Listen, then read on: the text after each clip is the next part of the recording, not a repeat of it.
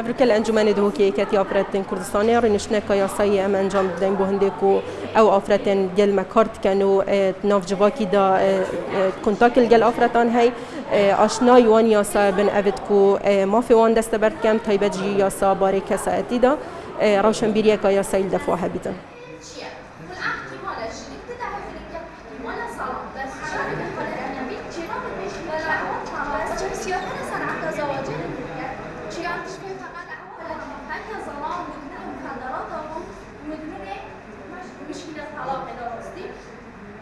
چند آفرتی پارێزیدن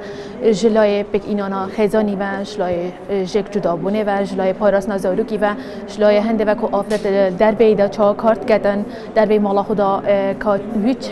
یا سایدا مافه هی با چند دیبو مدیار کردن.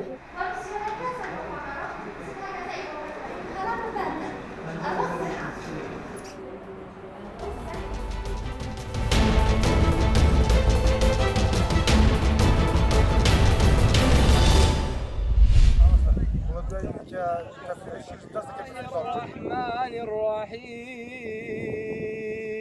الله أكبر ئەوڕۆ بەونیەتەی کە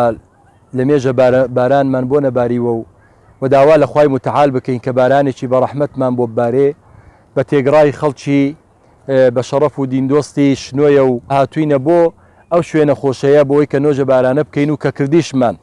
ئەو وەعز و حاڵێک کە ئێمە دەبینین ئەو کەوا بەرعەکسەیەش نیشانەی تەزەڕوع و نیشانەی بإسلام نهاية تشوكي إيما لە مقابل خوای متعال دا يا رب العالمين آمين ولا تجعلنا من القانتين آمين اللهم إن في بالعباد مورو توابي جماعة ميراباتي وبخصوص الشاري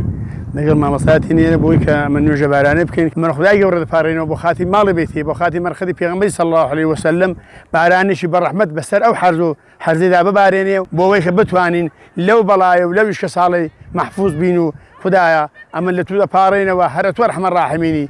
خوا بۆ خاتی گەڕەزەمەتی خۆت یا ربی خوای ڕەحم بە حاڵی مەزلومان بکەوە یا ربی خوا ڕەحم بە حاڵی داماوانمان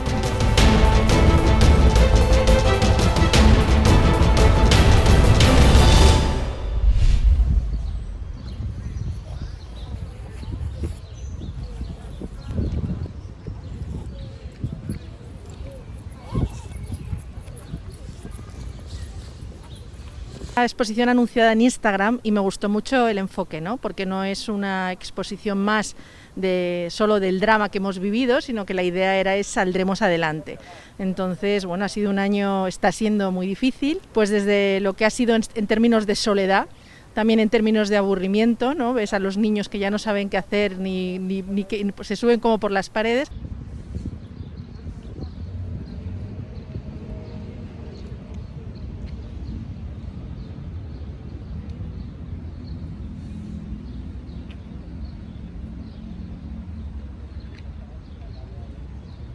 Bueno, pues creo que es una muy buena idea de plasmar aquí algunas de las sensaciones y motivos vividos durante todo este año, que por un lado han sido de aburrimiento, de soledad, pero aquí reflejado está la idea de saldremos adelante, que creo que es muy positivo y que ahora, aunque después de un año estamos saliendo, no sabemos cómo, pero la esperanza